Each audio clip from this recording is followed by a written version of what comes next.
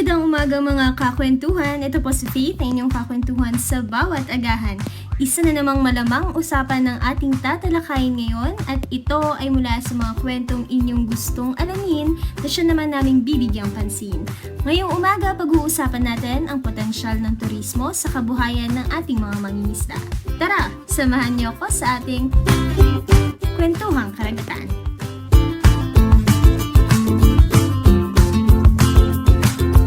Kasama natin ngayong umaga ang Regional Director ng Department of Tourism Region 11, Sir Robbie Alabado. Magandang umaga, RD. Salamat sa pagpapaunlak sa aming paanyaya. RD, nung nakaraang linggo, isa sa mga suggestion na ating mga tagapakinig sa ating programa ay magkaroon ng kaalaman tungkol sa mga maaari pa nilang source of livelihood, yung mga kakwentuhan nating mangingisda. So, bago magsimula, RD, batiin niyo po muna yung ating mga kakwentuhan dyan. Magandang umaga sa lahat. Ito po yung inyong lingkod na Regional Director po ng Davao Region, si Robbie Alabado po. Ayan. So, RD, diretso na ho tayo, no? Parte ng mga programa ng DOT ang pangangalaga sa ating kalikasan liban sa pagpapromote ng mga ito bilang destination. Tama po ba? Yes. Ang tawag po natin dito, ecotourism. Yan. Or another word po ba nito, tama po ba ako, sustainable tourism, RD? Yes. Ito yung mas malawak na, na tawag natin. So, sa ngayon, RD, maaari niyo po bang ibahagi sa amin yung sitwasyon o yung mga maaaring maging parte ng mga mangingisda, yung mga fisher folk po natin dito sa Davao as part dito sa programa ng DOT tungkol sa sustainable tourism? Okay, so pag pinag-usapan natin ng sustainable tourism, ito po ay malaking bahagi po dito sa Davao. Ang ating attraction ay ang ating mga dagat. So, ito po yung mga beaches natin, ito mga coral reefs natin kung saan ginagamit sa diving. Essential po dito sa ating mga mga areas nito ay yung mga ating mga mangingisda kasi sila naman po talaga yung gumagamit ng dagat.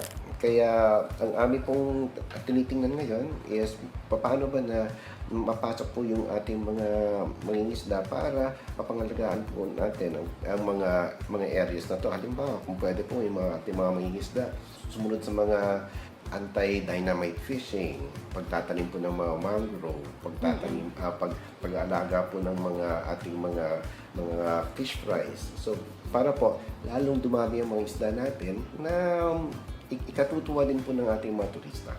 Yes. Yun din, RD, kasi dapat ma-realize din po na ating mga mangingisda na aside sa kanilang hanap buhay, nakakatulong din po sila sa pagbabago or sa pag-improve ng status po ng ating environment, ng ating kalikasan. Tama po ba?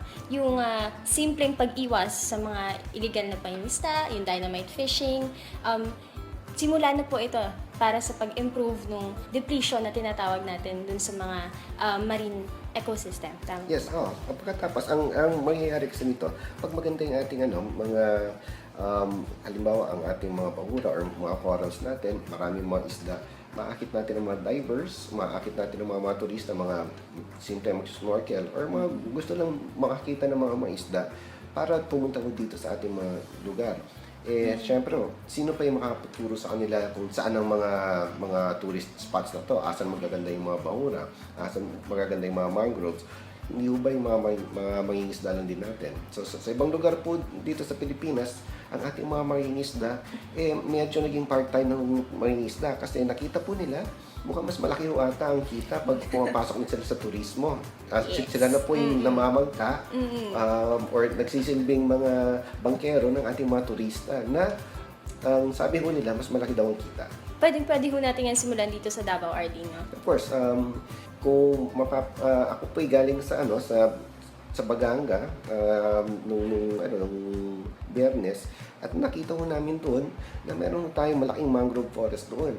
So, ang aming nakikitang paraan para makaikot po sila sa mga bakawan, syempre, nangangailangan ng bangka.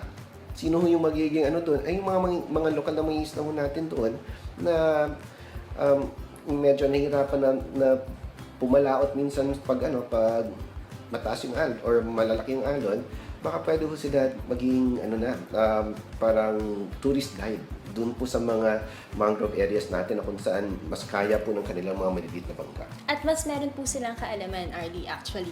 Ang lahat po ng kaalaman tungkol sa dagat, ang ating mga mangingisda ilang dekada po or lagay na natin centuries na yan ang kanilang mga kaalaman tungkol sa ating dagat, sa mga bahura, asan yung mga pinakamagandang area at ano pa yung iba't ibang mga kaalaman na tawag natin dyan ay indigenous knowledge. Maganda po kung pwede itong mga kanilang nalalaman ay ibamahagi po natin sa mga turista din para mas lalong magiging environmentally conscious ang ating mga turista. So, ang ating mga mangingisda, pwede po sila magsilbing mga teachers din para sa ating mga turista. Ayun, so aside sa pagiging mangingisda, pwede na rin ho talaga sila maging ambassador. Kumbaga, Yeah, ng, ambassador at the same time,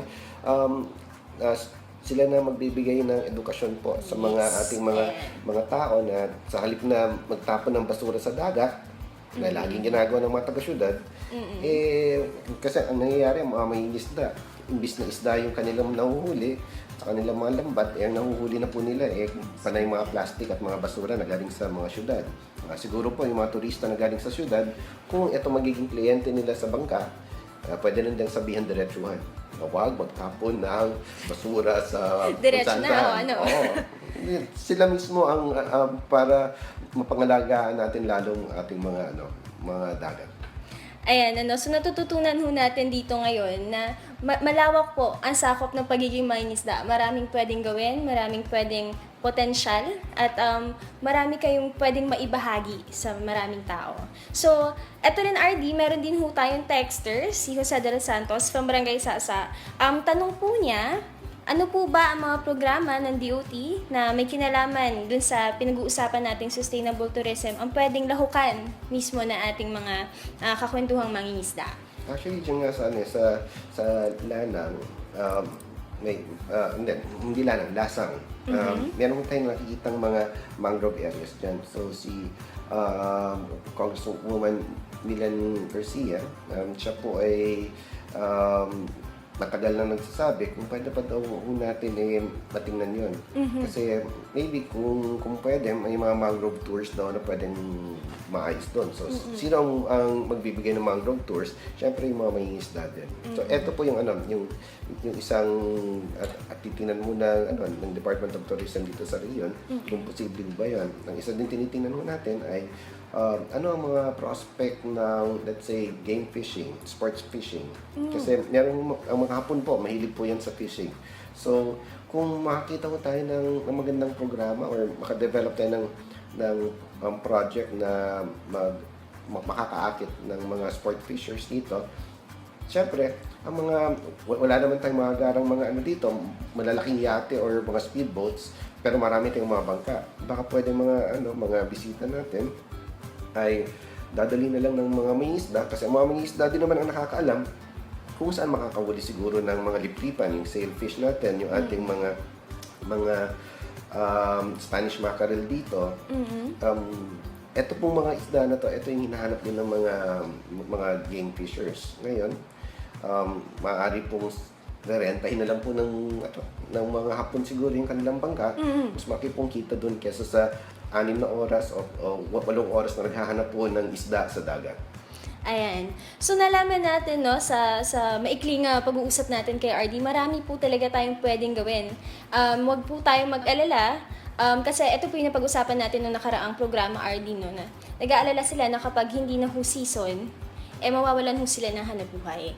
So, kaya ito, lumabas po yung ganitong usapan, na imbitahan ho natin si Sir Robbie Alabado ng DOT para makita ho natin, meron pong potential sa aspeto ng turismo. Simpleng pag-tour lang po, yung cruising. Ako po yung galing lang din sa Copiat Island, nakita ko po ang mga bangkero doon. Nagpapasakay po sila ng mga pasahero para umikot lang po doon sa isla. At nagbabayad po ng pera ang mga turista na to para maikot sila ng mga mangingisda doon sa isla. Ayan, maraming salamat po. Again, ito po si Regional Director Robbie Alabado ng Department of Tourism. And kung meron ho tayong mga tanong, pwede ho tayong mag-text, pwede ho tayong tumawag dito sa stasyon, at pwede ho natin imbitahan ulit si RD dito sa ating programa. Maraming salamat po, Sir Robbie. Okay, maraming salamat din po.